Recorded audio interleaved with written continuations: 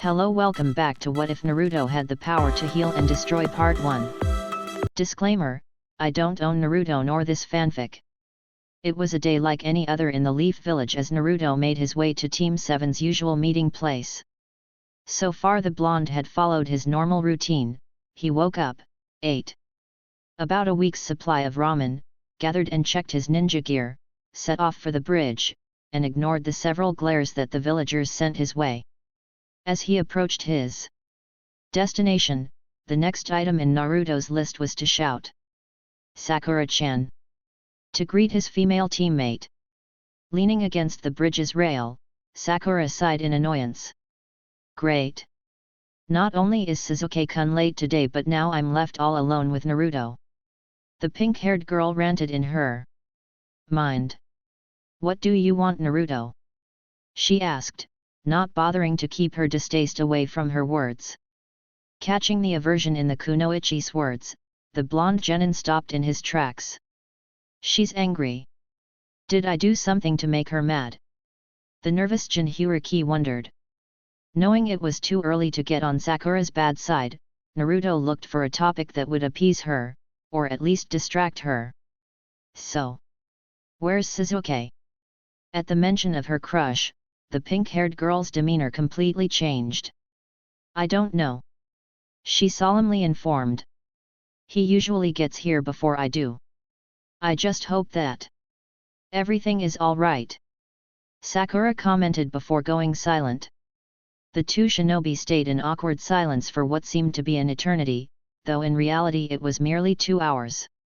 Suddenly, a cloud of smoke burst out in the middle of the bridge, revealing Kakashi and Sasuke as it dissipated. Yo! The copy ninja nonchalantly greeted. You're late. Naruto immediately screamed at his sensei, still following his routine. Meanwhile, Sakura made her way towards the Uchiha. Sasuke-kun, where were you? I was starting to get worried. The kunoichi asked with genuine concern. Unfortunately for the young girl, her crush simply grunted an incoherent answer and walked past her. Sorry for the delay, guys, but I was having some trouble trying to find Sasuke. Kakashi apologized as he scratched the back of his head sheepishly. Liar! Came the immediate retort from the raven-haired boy. You told me to wait at the entrance of the Uchiha compound. I had to stand there for almost 3 hours.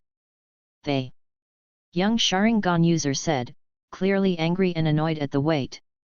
The silver-haired Jounin cleared his throat. Anyways, setting that aside, the copy ninja dismissed the issue. I called all of you out here to talk about a very important matter. Concerning the Chunin exam, I have already started discussing this with Sasuke. Kakashi explained.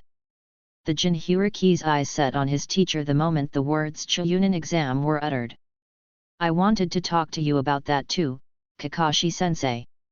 The blonde genin exclaimed. Excitedly. You see, I don't think I have learned enough to try taking the exam. The spiky-haired boy admitted as he scratched the back of his head in embarrassment.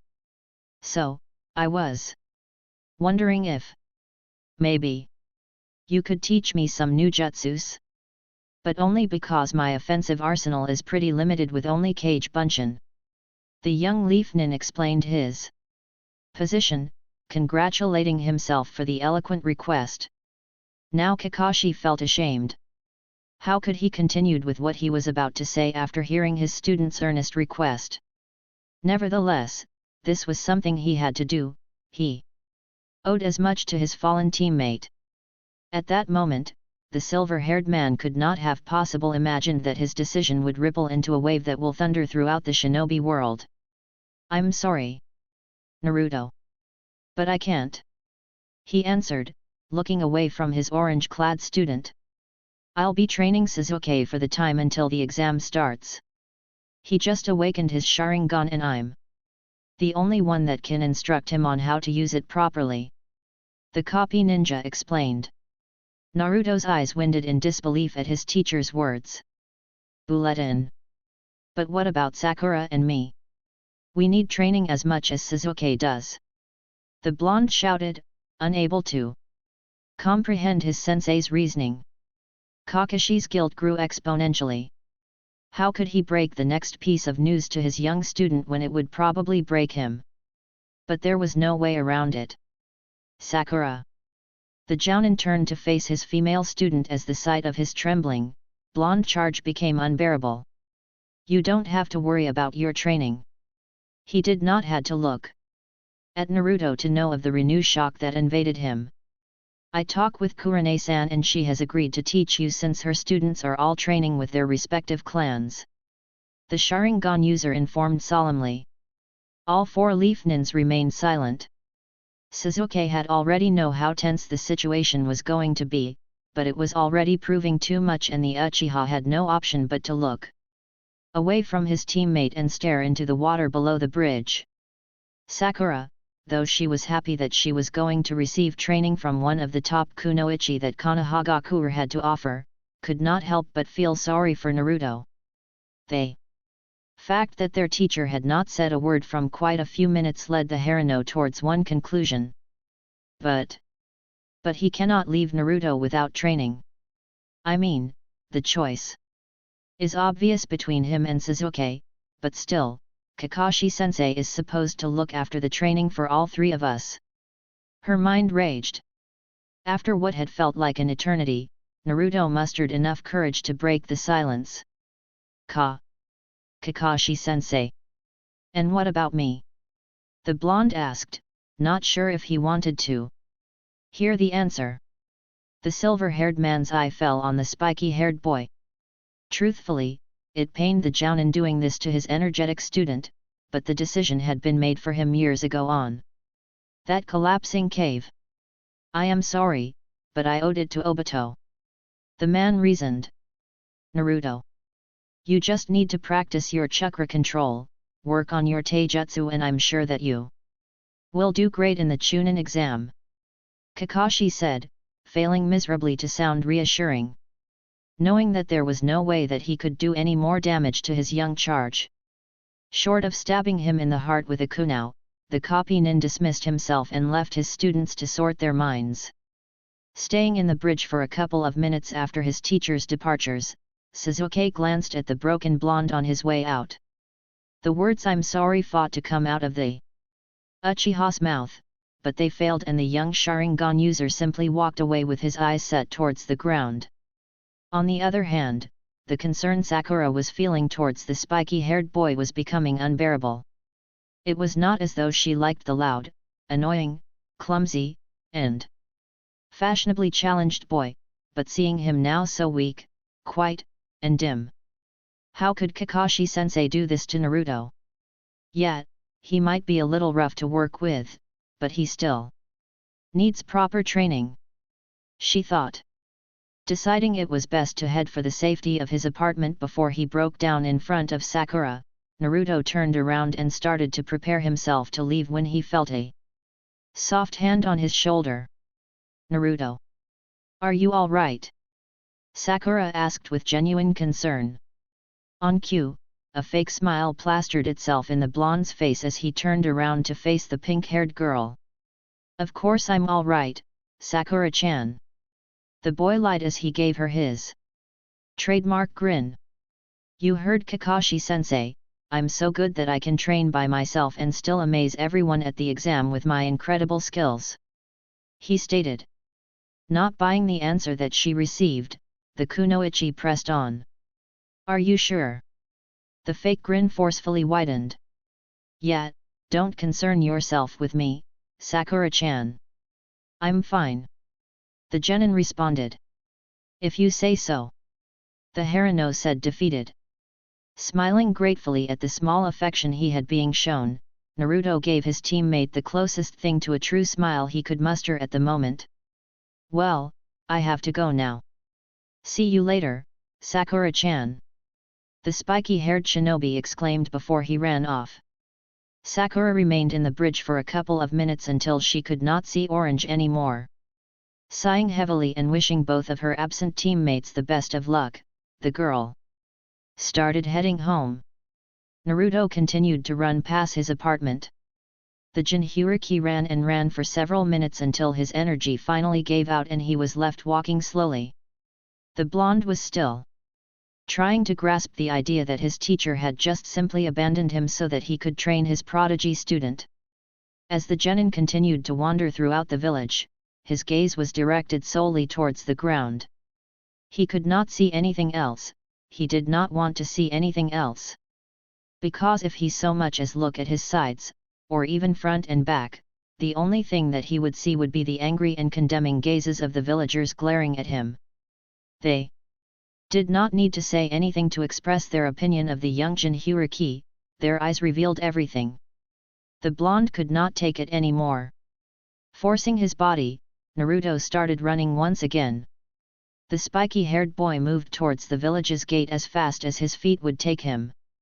The young shinobi would not dare to actually walk away from the village, but he just needed to get away from the villagers' spiteful glares, even if it was just for a moment. The instant he breathed the fresh air outside the village's walls, the blonde already felt better. There was no hostility plaguing his surroundings, just tranquility, so the spiky-haired boy decided to take a walk around the forest surrounding Konoha. As long as the boy did not wander in too deep, he would be all right. After a couple of hours simply wandering, Naruto decided to sit and relax under the shade of a tree. It's still early. I can take a nap for a few minutes and go back to the village before the gates are closed off. The blonde reasoned. With his decision made, the young shinobi closed his eyes and wandered off into a deep slumber. The dream started like any other. The blonde had to brave his way through dungeons of libraries and classrooms, rescue Sakura from the evil vegetable army, and was rewarded by becoming king of the Ramen Kingdom. Suddenly, Naruto's dream changed dramatically. The joyous illusion that his mind had conjured was corrupted by memories of his childhood.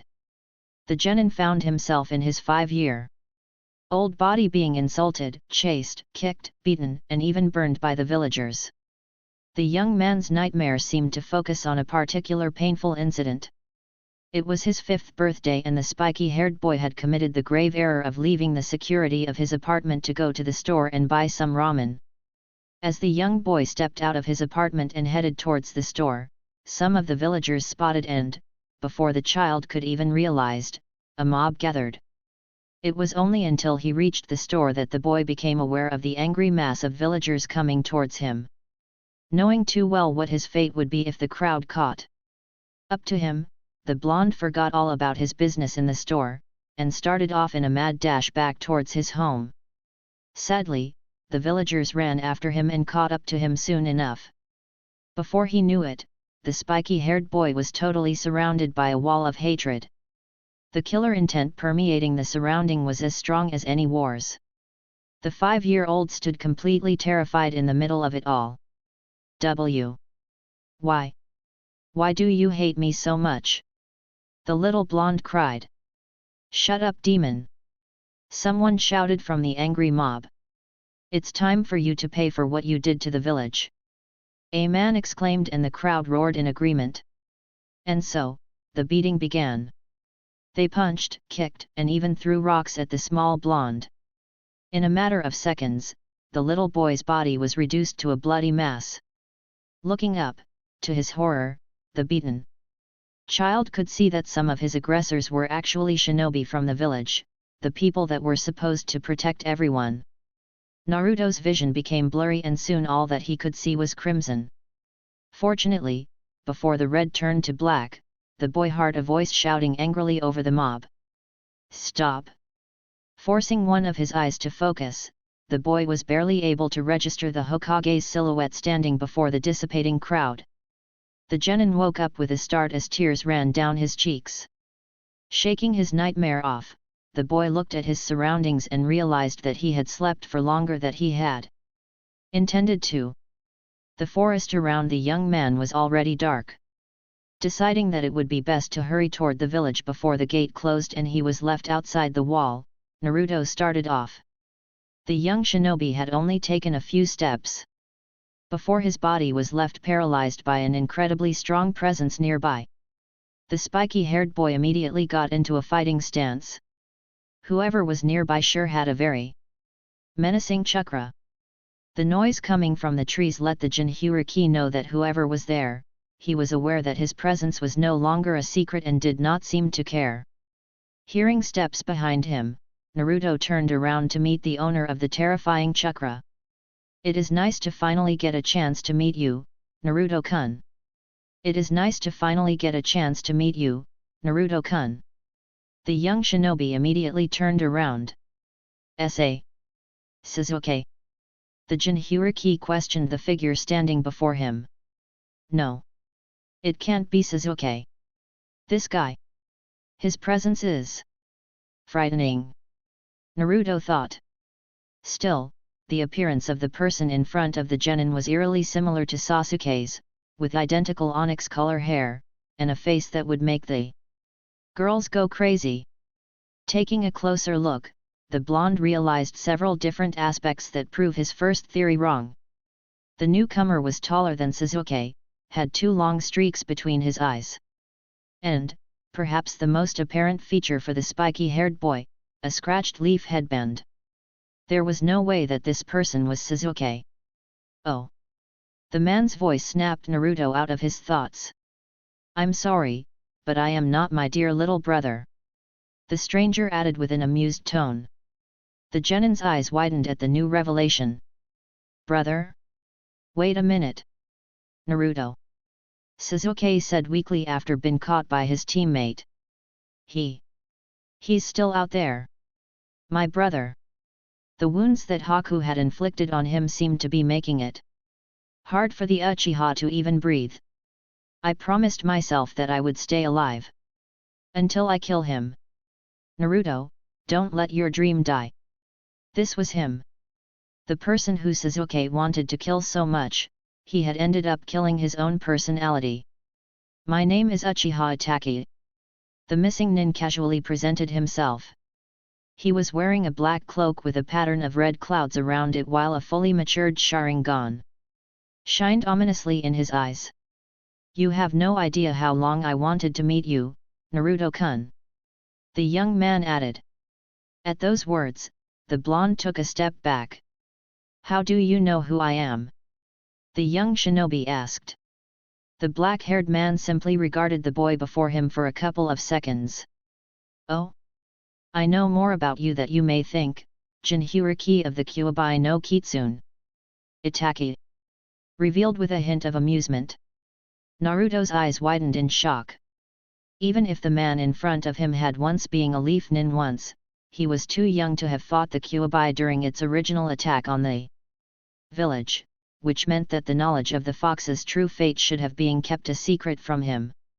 "For the expression in your face, I can infer that you already know of the existence of the Baijuyu inside of you." The young man let out a sound that resembled a short laugh.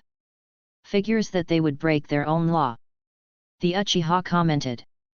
Narrowing his eyes at the older shinobi, Naruto's anger started to get the best of him. "So what if I know?" he asked. "What's it to you?" The black-haired man gave the faintest of shrugs. "I do not really care if they told you or not," Itachi confessed. "What I am more interested in is in how much of the Baijuyu's power you can control," the missing nin added. "Control?" the Jinhyuriki thought as his eyes widened once again. What the hell does he mean by that? His mind ranted in confusion. The spiky-haired boy could remember the power boost he had received from his contact with the fox's chakra during his battle with Haku, but he could not even begin to imagine that such thing could be controlled. The pair of Sharingan eyes continued to analyze the young shinobi. "It seems that you have already been able to tap into the Kyuubi's chakra," Itachi correctly commented, finding some amusement in the blonde's surprised face. Those who truly knew Itachi would know that he having more fun than he had in years. "That is good, you are already starting to develop your abilities and begun growing into your role as Jinhyuriki, and with the Kyuubi as your Baijuyu you will truly become a powerful one," the Uchiha finished. Inside his head, Naruto brain was review the missing nin's words over and over again, but he just could not understand. "What the hell do you mean by my role as Jinhyuriki?" the boy questioned when he could not formulate an answer by himself. Asai escaped the black-haired man, but decided to ease the genin's confusion. Jinhyuriki means human sacrifice. It is a testament to how far the hidden villages are willing to go to secure power. The Sharingan user began explaining. They are willing to doom one of their own into a life of isolation and hatred simply for a chance to harness the Baijuyu's power and turn a human into a weapon. Naruto remained silent after the older shinobi's words. "So, that's what I am." His gaze dropped to the floor. "A human sacrifice.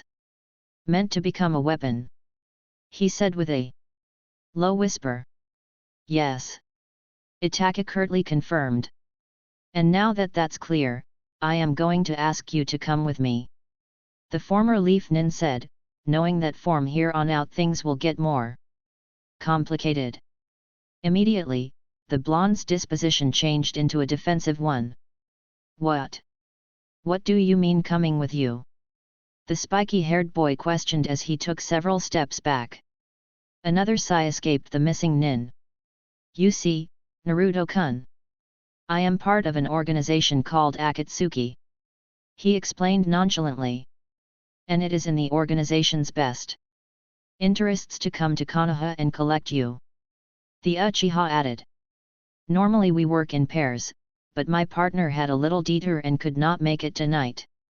The young man spoke as if he were discussing his favorite onigiri recipe. "I was supposed to wait until he came back to secure you, but fortunately you decided to take a walk around the forest after hours just to make it easier for me. I thank you for that," he finished.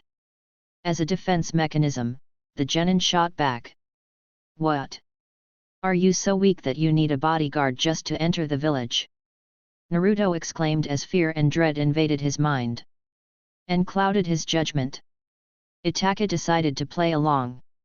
"No, it is not that, I simply would like to carry out missions with the least trouble possible," he answered as his Sharingan bored into the younger shinobi. "And it is notably difficult to sneak into a village where you once slaughtered one of its most prominent clans," the missing nin said with a small smirk. "Especially when it was you own." The revelation sent the Jinhyuriki into a world of shock. The spiky-haired boy had heard that the Uchiha clan had been massacred in a single night, but he had never imagined that the culprit had been a single person. So you're the reason why the Uchiha clan is no more. That's why Sasuke wants to kill you," the terrified blonde stated. The small smirk became slightly more marked. "Yes." The young man moved his upper body faintly forwards as if giving spiky-haired boy a small bow. "Uchiha Itaka, at your service." Suddenly, a frightening killer intent permeated the surroundings. Immediately, the younger shinobi turned around and started off towards the village. Naruto could not hear the missing nin's footsteps behind him, but he could feel the killer intent catching up with him, getting closer and closer for every step forward that the blood took. Unexpectedly, the presence behind the blonde vanished. At the moment of false security, Naruto committed a grave error. Stopping his mad dash towards the village's gates, the spiky-haired boy looked around trying to find where his pursuer had disappeared to. All of a sudden, the genin felt a hand grab him by the collar, and, before the boy knew what had happened, his body was violently pinned against a tree. "Okay, Naruto-kun, now is time for you to come with me," Itaka said as his figure appeared right in front of the boy. "Like hell I will," the Jinhyuriki responded. Naruto flailed his legs trying to kick the Uchiha, but none of his kicks seemed to make contact. With an impressive display of physical strength, the black-haired man threw the blonde towards another tree. The blonde hit the trunk with a sickening impact and fell to the ground. When he finally looked up, azure eyes met the Sharingan. Right in front of the genin, the Uchiha's dojutsu started to transform. In each eye, the black comas seemed to change and come together until they formed what looked like a three-pointed shuriken. The only thing that Naruto was able to hear was the word Tsukuyomi being uttered with Itachi's voice, before he was unexpectedly tied up to the tree's trunk and his surroundings completely changed. What the hell just happened? He thought. Where's that bastard? What is this place? The boy questioned as he looked around one more time. The large number for trees in Konoha's forest had been severely scaled down, and the few that remained were all black and dead, and the dark night sky had been completely covered by a blood crimson color. Suddenly, several figures of Itachi appeared surrounding the Jinchuriki. The forms were completely black, except for the crimson color of their odd Sharingan eyes. Welcome to the Tsukuyomi world, Naruto-kun. The Itachi right in front of the spiky-haired boy said. This is a jutsu that can only be created with these. He took a moment to point at his strange dojutsu. The Mangekyo Sharingan, the ultimate form of the Uchiha bloodline. The former Leaf Nin informed. Naruto simply remained silent, paralyzed by fear and dread. Now, this jutsu might only last for a second. The black-haired man continued, ignoring the younger shinobi's terror. But take my word for it, it can feel like days. He added. With a mocking tone. Since the Tsukuyomi world give its caster complete control over reality. The Uchiha said as raised one of his hands and a crow suddenly flew down and landed on it. The bounded blonde watched in shock as the raven in the missing nin's hand suddenly turned into a kunao and then into a katana. You are at my mercy for the next 3 days. Itachi said, his tone getting darker with every word. Naruto's eyes completely filled with terror. He was trapped inside a strange and frightening world controlled by a man who had killed his entire family in cold blood. Even his childhood beatings seemed like a fond memory compared to his current situation. Now, the Uchiha's voice snapped the genin back into attention. From what I have gathered, your teammates are my foolish littler brother and that pink-haired girl that was all over him, right? And Kakashi-senpai is your jounin instructor, am I wrong? The young man asked. I am really disappointed of him, only looking after 2 of his students and leaving one of them without any form of training whatsoever.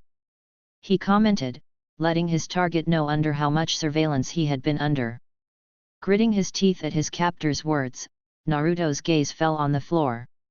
A faint smirk appeared in Itachi's face. Do you want to know why he did that, Naruto-kun? The black-haired man asked.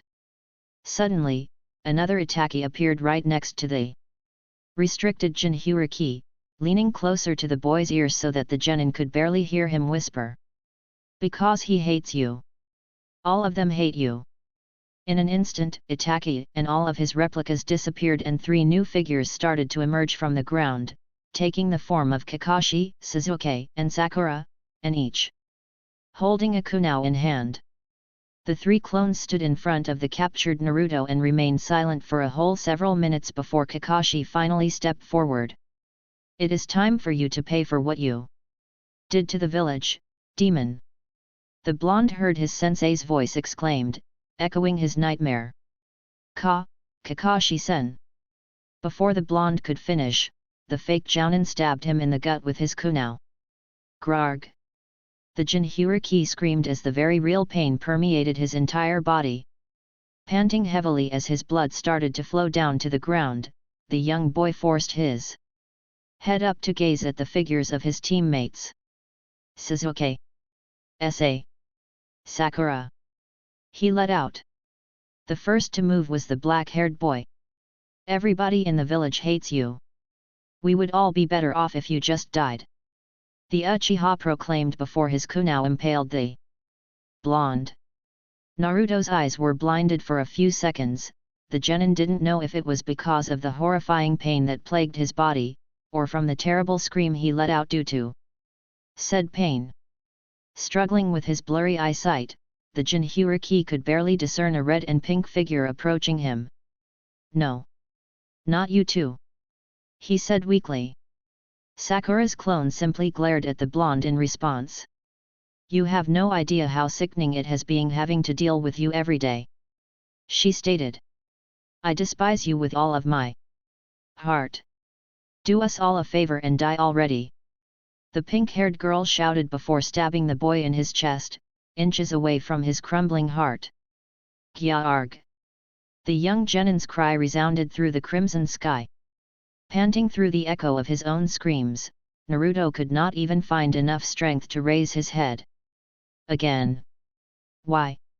Why? Why do you hate me this much? The broken blonde questioned. Tears ran down his sorrowful face and mixed with his blood in the ground. Soon, the piercing pain of the kunals returned time and time again. Die. I thought you cared for me. Disappear. I never did anything. Why don't you just die? Please. We hate you. Please. Stop. There will never be a place for you in the village. Stop. We can't wait for your death. Stop. I can't take it anymore. Don't you see? A dark and twisted version of Kakashi's voice said. We don't care about you, we never did, all that we want is for you to die and rot in hell. Through pained cries and sobs, Naruto shook his head. No. The whisper was barely audible. The stabs came in even faster, accompanied by the calls for the Jinchuriki's death by the three attackers. As the torture continued, time became irrelevant, truth became twisted.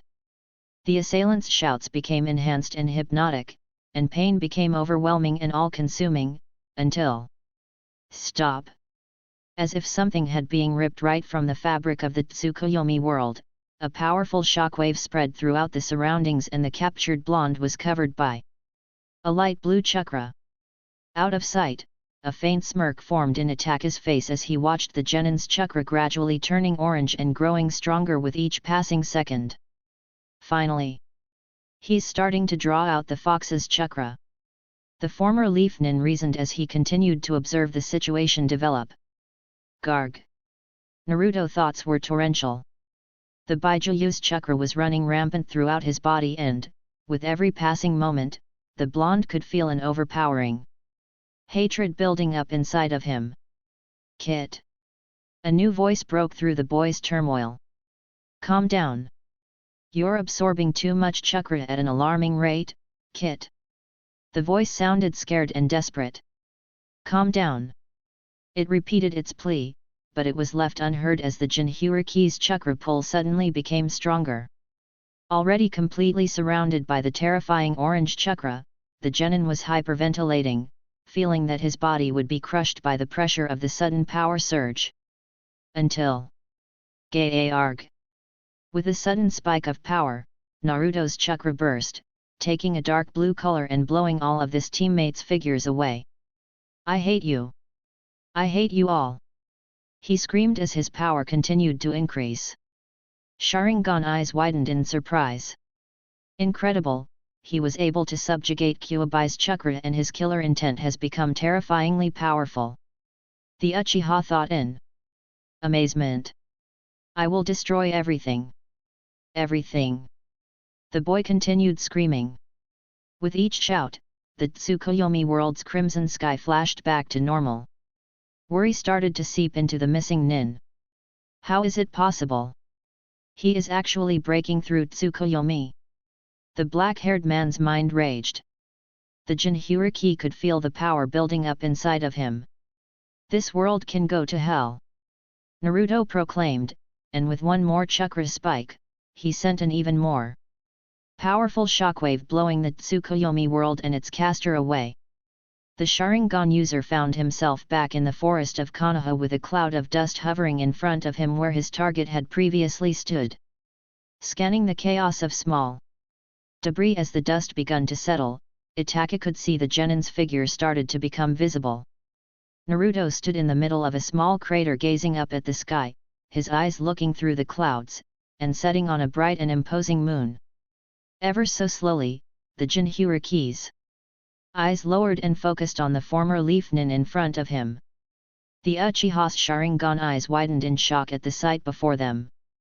Impossible. There is no way. He muttered. How can he? Thank you for watching. I hope you have enjoyed this what if. If you have, please don't forget like, comment and subscribe. Also share this video with your friends.